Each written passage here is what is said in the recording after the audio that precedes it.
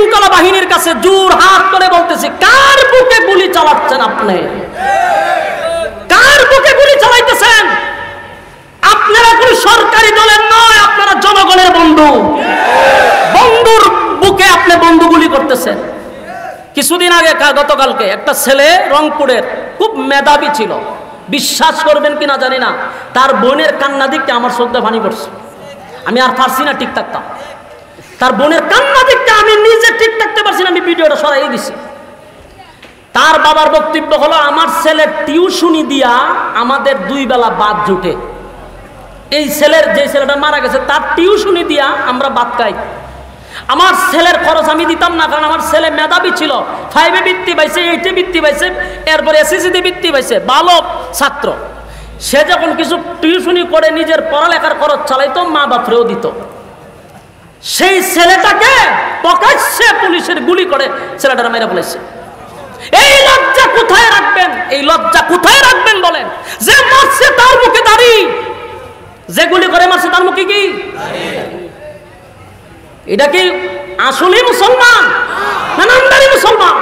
একজন মুসলমান হয়ে মুসলমানের বুকে কিভাবে গুলি চালায়? আমি আফসোস করি আমার প্রশাসন ভাইয়ের জন্য। কার বুকে গুলি চালাইতেছেন ভাই? আপনার বুকটা কি কাঁপে না? আজকে মা বাবার বুক খালি করছেন, আপনার সন্তানত্ব আছে। আপনার সন্তানকে যদি এইভাবে কেউ গুলি করতো, আপনার অবস্থা কি হইতো? তার লাশের গাড়ি যখন বাড়িতে যাচ্ছে, তার বাবা ছোট মানুষের মতো কান্না শুরু করছে। এই লজ্জা কোথায় রাখবেন?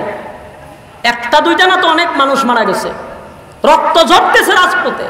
কবলমতি শিশুদেরকে পাখির মতো গুলি করা হচ্ছে। কেন রে ভাই? এরা কি আপনাদের কাছে চাকরির জন্য কোনো আন্দোলন করছে? এরা কোটা বাতিল যেটা করার জন্য বলছে। এরা তো যারা মিছিল করছে সবাই কি সরকারি চাকরি পাবে? এরা আপনার ভবিষ্যৎ গড়ার জন্য, শুধু এদের জেনারেশন নয়, নেক্সট জেনারেশনের ভবিষ্যৎ গড়ার জন্য মাঠে নামছে। তাদেরকে তো সাপোর্ট করা দরকার। কেন সাপোর্ট করবেন? কারণ এদের তো বয়স, সে চাকরি পাবে না। কিন্তু আপনি আমার ছেলে যেন আগামীতে চাকরি পায়, সেই ব্যবস্থা তারা রক্ত দিয়া করে গেছে। আর আপনি তাদের বুকে গুলি চালাচ্ছেন। আফসোস এই জাতির জন্য, আফসোস। সারা জীবন শুধু আলেমদেরকে রাজাকার বলা হয়েছে।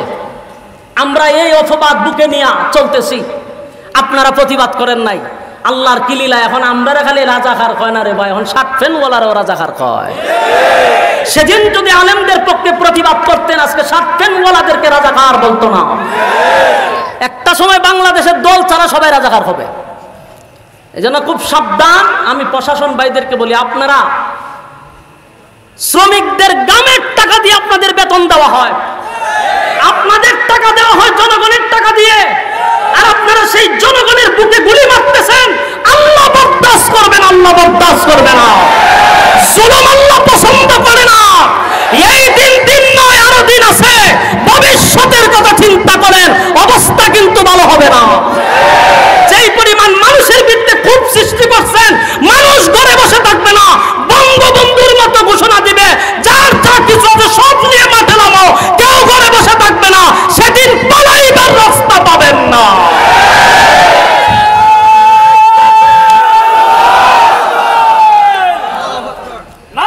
সম্মানিত সুধী, সম্মানিত সুধী, উচিত কথা এখন বাদ নাই। যারা কথা বলতে পারত, এরা আজকে স্বাধীনভাবে চলতে পারতেছে না। এক ময়না ফাঁকিরা তো যে ভিঞ্জিরা, এই ময়না ফাঁকি অন্য ফাঁকিরা জিগায় ঘটনা কিতা, আমরা মুক্ত বাতাসে উড়ি, তুই কেরা খাসার ভিতরে? হয় আমার কারণটা হইলো আমি কথা কইতে পারি। ময়নায় হয় আমি কথা কইতে পারি দেখি আমি এই সাইড দেওয়ালের ভিতরে, তোরা কথা বলতে পারস না, মুক্ত আকাশে ঘুরতে থাক। কথা বুঝতেছেন? এর চেয়ে বেশি কিছু বলতে পারবো না। যারা শিয়ানা বুঝে নেন, এইলা আমাদের পরিস্থিতি। আমরা কন্যাগারে ভাই কইতাম তো চাই, কিন্তু কইলে পরে হয়েছে সাইড দেওয়ালের ভিতরে বন্দি। সম্মানিত সুধী, এর একমাত্র বিশৃঙ্খলা হওয়ার কারণ হলো সঠিক বিচার হচ্ছে না। বিচার সঠিক করুন। অপরাধী আপনার দলের হোক, আপনার মামাতো ভাই হোক, খালাতো ভাই হোক, সবার জন্য বিচার সমান। হযরত উমরের ব্যাপারে আল্লাহ নিজে উকিল হইছে, ওইয়া উমর কোনো অপরাধ করছে না। সুবহানাল্লাহ।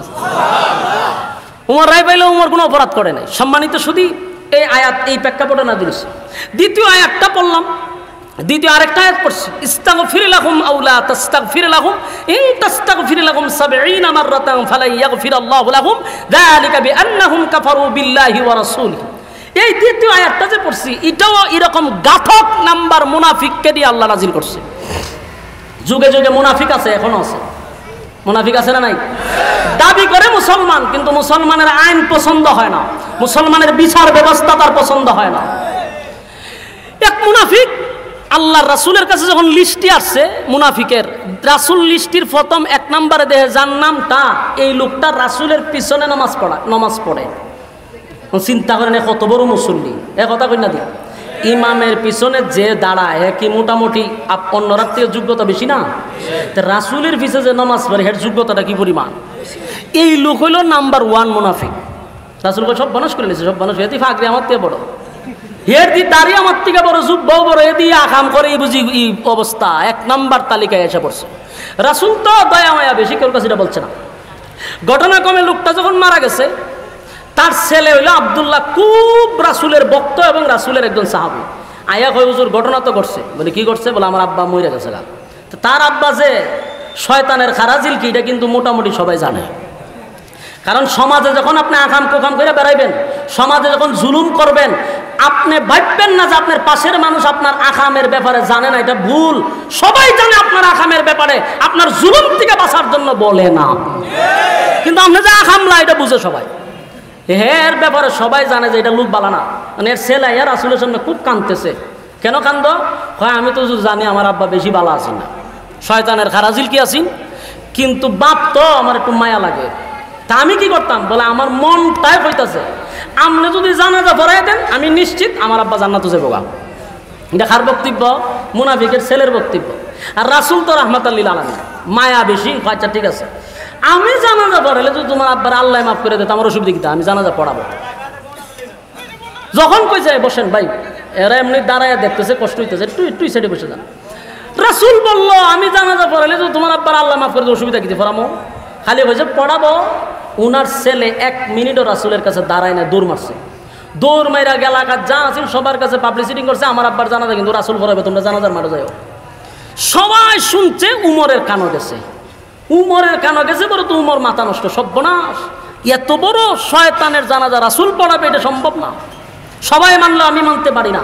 রাসূলের সাহাবী হযরত ওমর তরবারি লিয়ে জানাজার মাঠে গেছে, গিয়া কয় যে রাসূল জানাজা পড়াবে, এমন টাটকা মুনাফিকের এটা কিভাবে সম্ভব? সম্ভব না। কিন্তু সব মানুষ আসছে জানাজা পড়ার জন্য, আবার মুনাফিক আসছে 1000 মাঠে দেখার জন্য। বলুন মুনাফিক আসছে কিসের জন্য? দেখতো যে আমরা লিডারের জানাজা পড়াইব, শয়তানের জানাজা কেমনে পড়াই এটা দেখতেইব, এরা জানাজা পড়তেইছে না। এখন হযরত ওমর সিদ্ধান্ত দিয়েছে রাসূলকে আটকাবে। কিন্তু রাসূলের কাছে গিয়ে চিন্তা করছে, আমি যদি রাসূলকে বলি যে আপনি জানাজাটা পড়াইয়েন না, তাহলে তো এটা আদেশ হয়ে যাবে। আমি উমর রাসূলকে আদেশ করি কেমনে? কিন্তু এখন রাসূলকে জানাজা তুমি আটকামো কেমনে? এটা কিভাবে সম্ভব? তখন হযরত ওমর টেকনিক কইরা বুদ্ধি খাটাইয়া ওই আমার 2 নম্বর আয়াত তেলাওয়াত শুরু করছে জোরে জোরে রাসূলের সামনে।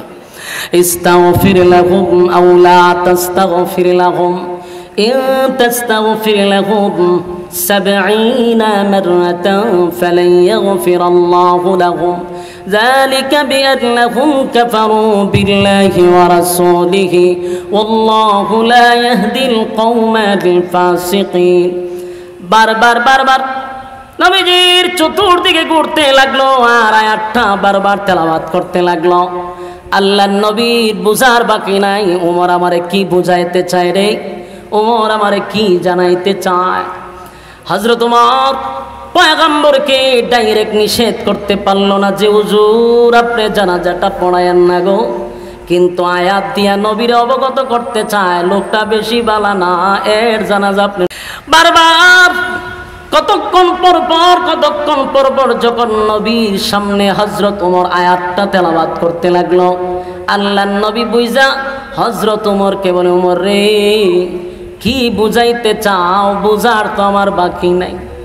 এবার তুমি যে আয়াতে কারিমা বারবার আমার কাছে তেলাওয়াত করতেছ, এই আয়াতের কোথাও তো আমার আল্লাহ একবারের জন্য বলে নাই যে আমি এই লোকের জানাজা পড়াবো না।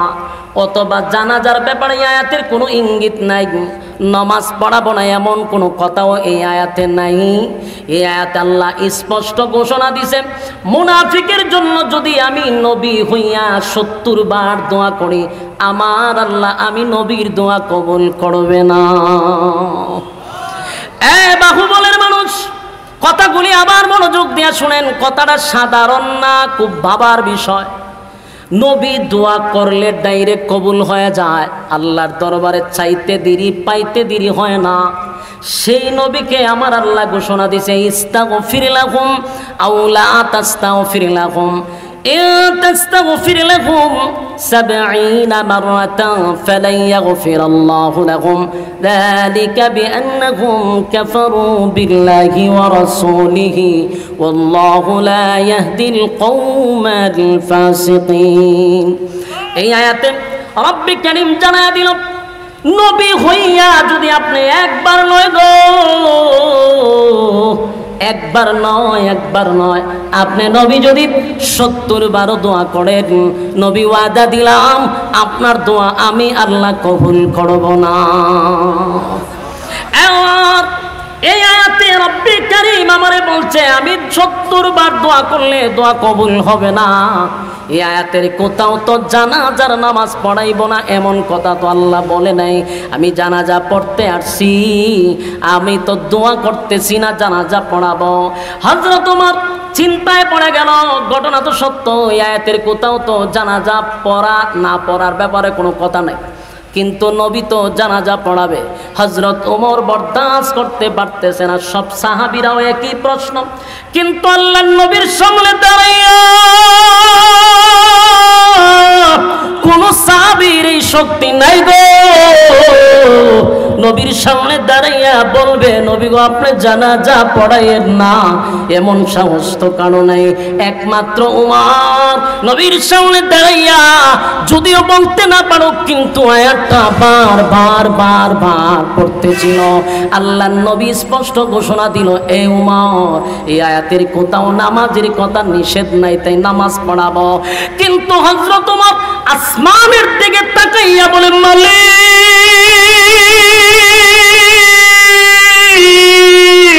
এই আয়াতের কোথাও তো নামাজের কথা নিষেধ নাই, কোথাও তো নিষেধ নাই, কেমনে গো আমি নবীরে এখন আটকাই, কেমনে নবীরে বলি নামাজ পড়াইয়েন না?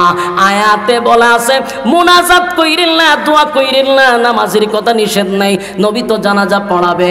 সাহাবীরাও মন কালো, কারণ এত বড় মুনাফিক, এত বড় গাদ্দারের জানাজা নবী পড়ায়া দিবে।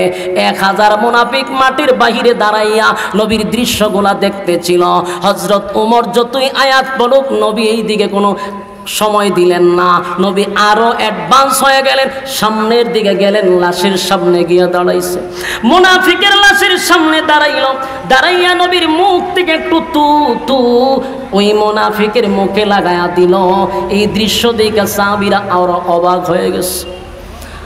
নবীর মুখের তু তো যেমন তেমন না, আল্লাহর নবীর যখন তু মুখের তুটা মুনাফিকের মুখে লাগায়া দিছে, সাহাবীরা বলে হায় হায়, এই এত বড় গাদ্দারের মুখে আমার নবীর থু লাগায়া দিল।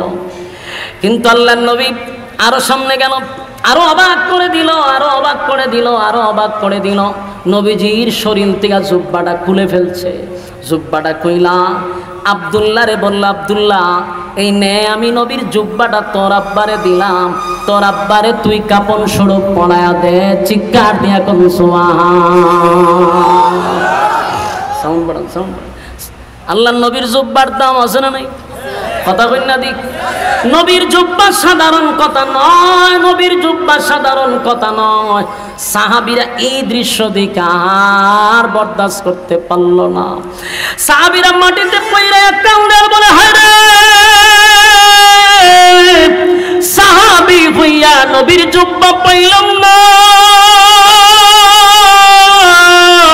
টাটকা মুনাফিক হইয়া দিয়া নবীর জুব্বা পাইল, নবীর জুব্বা পাইল কেমনে গো? এটা আমাদের চোখের সামনে বরদাস্ত করি। নবীর জুব্বা একটা মুনাফিক পাইল, সাহাবীরা কান্নার রোল ফালায়া দিল। আল্লাহর নবী এবার বললে, সাহাবীরা শুনো, আব্দুল্লাহ ভালো করে শুন, তোর আব্বার মুখে কেন তুতু লাগাইলাম? আমি নবীর জুব্বা তোর আব্বারে কেন দিলাম? আমি তুতু লাগায়া দিছি এই জন্য আমার তুতুর বরকতে যেন তোর আব্বারে আমার আল্লাহ মাফ করে দেয়। আব্দুল্লাহ শুন, তোর আব্বারে আমি জুব্বা কেন দিছি জানো? জুব্বা কেন দিলাম জানোস নি? জুব্বাটা আমি নবীর এত দামি জুব্বা তোর আব্বারে কেন দিলাম শুন তাহলে। বদরের যুদ্ধে যখন আমার চাচা মারা গেল আব্বাস রাদিয়াল্লাহু তাআলা, সব বদরের সাহাবী যারা মারা গেছে, শহীদ হয়েছে, শহীদ সাহাবীদেরকে যে দাফন কাফন করবে, শরীরে যে কাপড় নাই, কিভাবে কাপড়ের কাপড় দিবে? কোনো কাপড় নাই। অনেক সাহাবীদের শরীর থেকে নিজের জুব্বা খুলে খুলে খুলে খুলে শহীদ সাহাবীদেরকে পড়াইয়া তাদেরকে দাফনের ব্যবস্থা করল। কিন্তু নবী বলেন, আমার চাচা লম্বা ছিল, মোটা ছিল, যার তার জুব্বা তো আর আমার চাচার শরীরে লাগে না। এখন কি করি?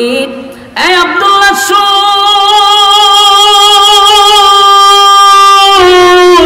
সেদিন তোর আব্বা চোখ শরমে লজ্জায় সেদিন তোর আব্বার জুব্বাটা খুলে ফেলছে, কারণ তোর আব্বাও লম্বা মোটা। সেদিন তোর আব্বার জুব্বাটা খুলে আমার চাচারে কাপন স্বরূপ পড়ায়া দিছিল। আব্দুল্লাহ রে, আমি তোর আব্বার প্রতি ঋণী ছিলাম, আমি নবী ঋণী ছিলাম, তাই আজকে আমি নবীর জুব্বাটা দিয়া আমি নবীর ঋণ থেকে মুক্ত হয়ে গেলাম। একটা জবান বন্ধ রাখবেন না, আল্লাহু আকবার। আরো জোরে কোন আল্লাহু আকবার। ইমামের আওয়াজ কেমন? আল্লাহু আকবার। নবীর কত মায়া, নবীর কত মায়া, নবীর কত মায়া, নবীর কত মায়া, নবীর মায়া আর মহব্বত দেখা 1000 মুনাফিক আসছিল জানাজা দেখার জন্য, জানাজা পড়ার জন্য না।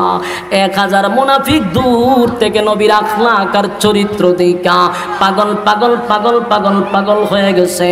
1000 মুনাফিকের চোখ দিয়ে পানি পড়া শুরু হয়ে গেল, আর বলতে লাগলো, হায় রে, কার বিরোধিতা জীবনটা বর করলাম, কার বিরোধিতা করলাম? যেই লোকটাকে মারার জন্য ষড়যন্ত্র করলাম, যেই লোকটাকে মারার জন্য এতই না ষড়যন্ত্র করলাম, যার নেতৃত্বে মুহাম্মদের ক্ষতি করলাম, ইসলামের 12টা বাজাইলাম, সেই নবী আজকে আমাদের লিডারকে থুথু লাগায়া দেয়, সেই নবী আজকে আমার লিডাররে কাপন পড়ায়া দেয়। এই মুহাম্মদের শত্রুর প্রতি যদি এত মায়া হয়, তার বন্ধুর জন্য কত মায়া। নবীর আখলাক আর চরিত্র দেখে পাগল 1000 মুনাফিক পাগল পাগল হয়ে গেল। নবীর চরিত্র দেখা, নবীর চরিত্র দেখা পাগল হয়ে গেছে। আমার নবীর চরিত্র ছিল আজিম চরিত্র। বলুন কি চরিত্র? আজিম চরিত্র, খুলুক আজিম। রব্বে কারীম নবীর চরিত্রের সার্টিফিকেট কোরআনে দিলেন আর জানাইলেন, আমার নবীর চরিত্র আজিম। সুবহানাল্লাহ।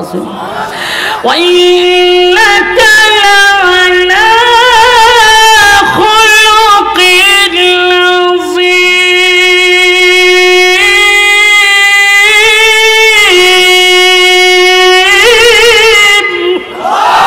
আল্লাহ বলেন, আজিম চরিত্র দান করলাম, যে চরিত্র দেখে মুনাফিকরা পর্যন্ত চোখের পানিটা ছেড়ে দিয়া কান্না শুরু করে দিল।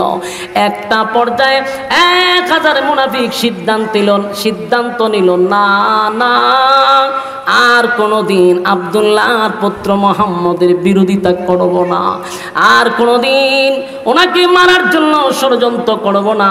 আমাদের লিডারের প্রতি মুহাম্মদের এত মায়া আর এত সুন্দর আখলাক আর চরিত্র। সঙ্গে সঙ্গে 1000 মুনাফিক দৌড়াইয়া নবীর সামনে গিয়া দাঁড়ায় গেছে। দাঁড়াইয়া চোখের পানি ছেড়ে দিয়ে বলে, নবী গো, অন্যায় করছি, অপরাধ করছি গো নবী। যেই লোকটারে আপনি জুব্বা পড়াইলেন, যেই লোকটারে তুথু লাগায়া দিলেন এই লোকটা হলো আমাদের লিডার। 1000 কর্মী আমরা দাঁড়ায় আছি, সবগুলার কর্মী হলো আমাদের লিডার। সেই লিডারের প্রতি আপনার মায়ার ভালোবাসা দেখা পাগল হয়ে গেছে। কার বিরোধিতা জীবনটা বর করলাম, কার বিরোধিতা করলাম। আজকের থেকে সিদ্ধান্ত নিলাম, দুশ্মনের প্রতি যদি আপনার এত মায়া হয়, মায়া হয়, মায়া হয়, তাহলে বন্ধুর জন্য আপনার কত মায়া হবে। আমরা দুশ্মন হতে চাই না, আপনার বন্ধু হতে চাই। 1000 মুনাফিক নবীর কাছে কালেমা পড়ে তারা ঈমান আনছে। জোরে কোন সুবহানাল্লাহ। জোরে কোন কি দিকা? আখলাক আর চরিত্র দেখা 1000 মুনাফিক নবীর সামনে তখন কালেমা পড়লো আর এই কথা বললো যে এটা আমাদের লিডার ছিল। এই দৃশ্য দেখা সাহাবায়ে কেরাম খুশি হইল, আনন্দিত হইল। কারণ মরছে কয়টা? আরো জোরে মল্ল তো একটা। আর কালেমা পড়লো 1000 কালেমা পড়ছে, 1000 কালেমা পড়ছে, এটা তো সুসংবাদ পাওয়ার কথা। কিন্তু সবাই খুশি হইল, হযরত ওমর এখনো খুশি না। হযরত ওমর আরো রাগান্বিত হইল, নবীর সামনে দাঁড়াইয়া কথা বলতে পারে না। কিন্তু ওমরের যুক্তি হলো এতক্ষণ না হয় নবী জানতো না, কিন্তু এখন তো 1000 মানুষের কথা শুই না নবী জানতে পারছে এই লোকটা যে প্রকাশ্যে ইসলামের শত্রু। এত বড় মুনাফিকের জানাজা নবী কেমনে গো পড়াবে? আমি ওমর বরদাস্ত করতে পারি না। যুবক ভাইরা আমার সংক্ষেপ করতেছি, 5 মিনিটের ভিতরে ছেড়ে দিব, একটু মনোযোগ দিয়ে শুনেন। এবার সাহাবায়ে কেরামদেরকে নিয়ে নবী তো জানাজা পড়াবে, কিন্তু ওমর বারবার আসমানের দিকে তাকায়া বলে, মালিক জানাজাটা বন্ধ করে দেন, জানাজাটা বন্ধ করে দেন। আমি ওমর বরদাস্ত করতে পারি না, আমি ওমর বরদাস্ত করতে পারি না, জানাজাটা আপনি একটু বন্ধ করে দেন। কার কাছে বলতেছে? আসমানের দিকে তাকায়া বলতেছে, আল্লাহ আয়াত নাজিল করে আর জানাজা বন্ধ করেন গো মালিক। কিন্তু এত কিছু হওয়ার পরেও আল্লাহর পয়গম্বর জানাজার মাঠে জানাজা শুরু করে দিছে, জানাজা পড়াই লিছে, কমপ্লিট করছে। জানাজা কমপ্লিট। হযরত ওমরের চেহারাটা অন্ধকার, মনের মধ্যে শান্তি নাই। কেমনে রে আমার নবীর সারাটা জীবন কষ্ট দিল, আমার নবীর বিরোধিতা করলো, আর এত বড় টাটকা শয়তানের জানাজা নবী পড়াইল। সবাই খুশি, ওমর খুশি না। এবার ওমর রাগান্বিত, মনটা খারাপ, মন বেজার করে বসে আছে। হঠাৎ করে তাকায়া দেখে আল্লাহর হাবিব কিবরিয়া জানাজা শেষ, লাশের পিছনে পিছনে পিছনে হাঁটতে হাঁটতে কবরের সামনে চলে গেছে। হযরত ওমর আর বরদাস্ত করতে পারে না। এখন একেবারে ওমর রাগান্বিত হইয়া আল্লাহর কাছে বলতে লাগলো, মালিক এই আয়াতের মধ্যে ইস্তাগফির লাকুম আও লা তাস্তাগফির লাকুম, এই আয়াতের কোথাও তো নামাজের কথা নিষেধ নাই, মেনে নিলাম। কিন্তু এই আয়াতে তো স্পষ্ট বইলা দিছেন আপনার নবী 70 বার দোয়া করলেও মুনাফিকের দোয়া আল্লাহর নবীর দোয়া কবুল করবেন না। এটা তো স্পষ্ট। সাউন্ডটা ডাউন হয়ে গেল। যুবক ভাইরা আমার, হযরত ওমরের বক্তব্য হলো এই আয়াতে তো স্পষ্ট মুনাফিকের জন্য দোয়া করলে দোয়া কবুল হবে না। কিন্তু নবী এখন হাঁটতে হাঁটতে কবরে যায় কেন? দোয়া তো নিষেধ, দোয়া করে কেন? এটা ওমরের বক্তব্য। হযরত ওমর এবার আসমানের দিকে তাকাইয়া বলে, মালিক আর কেমনে সহ্য করি? নবী এখন মোনাজাত করবে, আমি ওমর এটা বরদাস্ত করতে পারি না। জানাজা পড়ায়া দিল, এখন কি দরকার? নবী আমার কবরের সামনে গিয়া দোয়া করবে, আমি ওমর বরদাস্ত করতে পারি না। বারবার আসমানের দিকে তাকায়, নবী কবরের সামনে গিয়া দুইটা হাত এইভাবে নবী উপরের দিকে তুলবে। এখনো তুলে নাই, খালি হাতটা তুলবে। সাথে সাথে নবী তাকায়া দেখে নবীর সামনে জিবরাইল হাজির। নবীর সামনে জিবরাইল আইসা, নবীজির সামনে যখন জিবরাইল আইসা হাজির, জিবরাইল বলে, নবী গো দোয়া করবেন পরে, দোয়া করবেন পরে, আগে শুনুন আমার আল্লাহ কি বলছে। আপনার ওমরের সিদ্ধান্তটা চূড়ান্ত সিদ্ধান্ত, আপনার ওমরের সিদ্ধান্ত মালিকের কাছে বড় পছন্দ। এক জবান বন্ধ রাখবেন, আল্লাহু আকবার।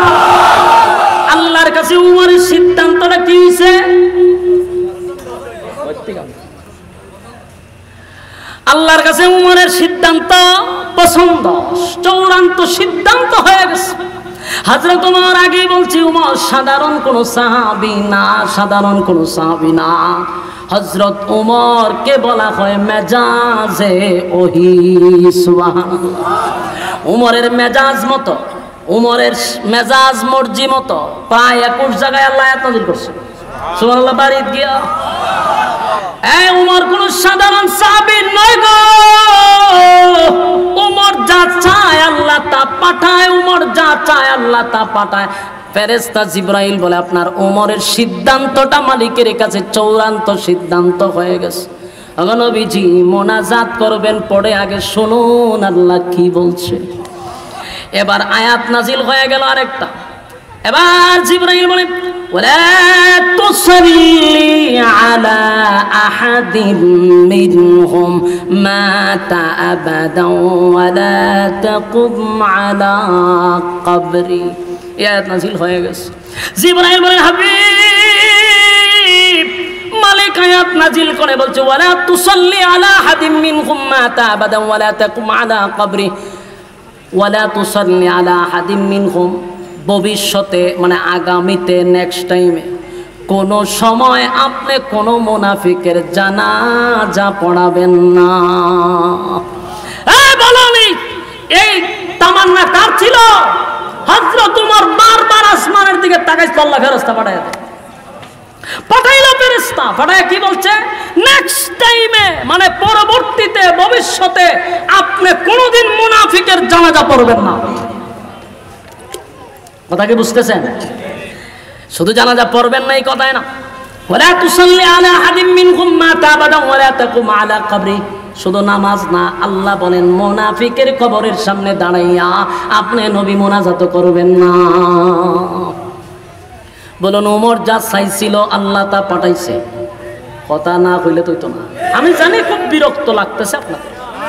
আরে বিরক্তির মাঝখানে কি আমি ওয়াজ করা সম্ভব হয়নি? আপনারা যে লাগান বিরক্ত লাগতেছে বুঝিলেছি আমি, যে আমার সিগন্যাল দিতে বলো জোর সারি দিন সারি দিন সারি দিন, লক্ষণ খুব খারাপ।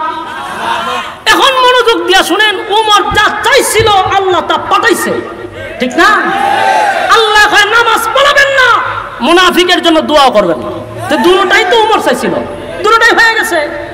কিন্তু প্রশ্ন এখানে যে আয়াতটা নাজিল হইছে, এটা কি জানাজার আগে হইছে না পরে হইছে? পরে হইছে। তো যে আয়াত তো নাজিল হইলই, কিন্তু পরে হইল কেন? এই আয়াতটা যদি জানাজার আগে নাজিল হয়ে যেত তাহলে তো জানাজাটা শেষ হয়ে যেত না, জানাজা কি আর হইতো? উমর তো জানাজার আগে বারবার আল্লাহ আয়াত পড়া, আল্লাহ আয়াত পড়াইলো, কিন্তু মুনাফিকের জানাজা কমপ্লিট হওয়ার পরে। কথা ঠিক নেই? যখন জানি এখানে একটা প্রশ্ন আছে না, এই প্রশ্নটা আপনারা শোনার দরকার না। মনোযোগ। গিচ্ছা কাহিনী চলতেছে মনে হয় এখন, চতুর্দিক দিয়ে বিজ্ঞ আলেমরা এই মাদ্রাসা সেগুলো দিসরা বসা, এখানে গিচ্ছা তো চলা। আমি গিচ্ছা এমন কই না। যারা ফুল বয়ান শুনেন, আমার লাইফে আমি কোনোদিন কোনো কাল্পনিক গল্প আজ পর্যন্ত কোনো মাহফিলে বলছি আমার মনে হয় না। কিন্তু মানুষ তো মাঝে মধ্যে মাঝখানে শুনে, মাঝখানে শুনলেও হয়তো সাহাবীদের ঘটনা শুনে, কিন্তু কোনো আলোচনা আমি আজ পর্যন্ত যে আমি কোনো কাল্পনিক গল্প বলছি আমার মনে হয় না। কারণ আমি কোনো বক্তাকে আজ পর্যন্ত ফলো করি না, কারোর বয়ান আমি ফলো করি না, বয়ানগুলো ব্যক্তিগতভাবে সাজাই। তো এই জন্য আমি একটু প্রচুর পরিমাণ যৎকান পারি স্টাডি করার চেষ্টা করি। কিন্তু আপনার যে বাম ভঙ্গিমা দেখা যায় মনে হয় খুব বিরক্ত হয়ে গেছুন। যা বিরক্ত হলে মুরসামুরসি করতেছুন, কেড়ে মুরসামুরসিটা কেড়ে করতেছুন। মুরসামুরসি দেখলে গরম তৈতি আছে, আর আমি কি তা আরাম লাগতেছে আমার। আপনারা বইয়া রয়েছেন আর আমার মিশিং অলরেডি চালু। কথা ঠিক নেই, মিশিং চালু, ফাতফাত করতেছে শরীর দিয়া। এরপরে আমি চিল্লাইতে যাই, আপনারা একটু সময় বয়ে থাকুন, একটু সময় ধৈর্য দিলা। আল্লাহ এই বসাটাকে নাজাতের উসিলা করে দেবো। সম্মানিত শুধু উমর চাইছিল আল্লাহ জানাজা বন্ধ করেন, কিন্তু জানাজা কমপ্লিট হওয়ার পর আয়াতটা কেন নাজিল হইল, আগে কেন হইল না, এই বিষয়টা বোঝা দরকার। এই বিষয়টা নিয়ে তাফসীর কারকরা বলেন, জানাজার আগে যদি নাজিল হইতো তাহলে জানাজা বন্ধ হইতো, জানাজার পরে নাজিল হইয়া জানাজা কমপ্লিট হইলো, পরে নাজিল হইলো। এর কারণটা কি? তাফসীর কারকরা বলেন, একটা কথা ইয়াদ আছে, দেখেন। সর্বপ্রথম হযরত এই কি কয় আব্দুল্লাহ মানে মুনাফিক যে মারা গেছে, তার ছেলে রাসূলের কাছে গেছিল নি? গিয়া কি কইছিল যে আমার আব্বার জানাজাটা আপনি পড়াইবেন, পড়াইলে আব্বারে মাফ করে দিব। রাসূল কি বলছে? আমি পড়াবো। বলুন রাসূল কি বলছে? আরো জোরে কন, আমি পড়াবো। রাসূল বলছে পড়াবো, আর সে 1 মিনিটও খারিছে না। কেন খারিছি না জানেন?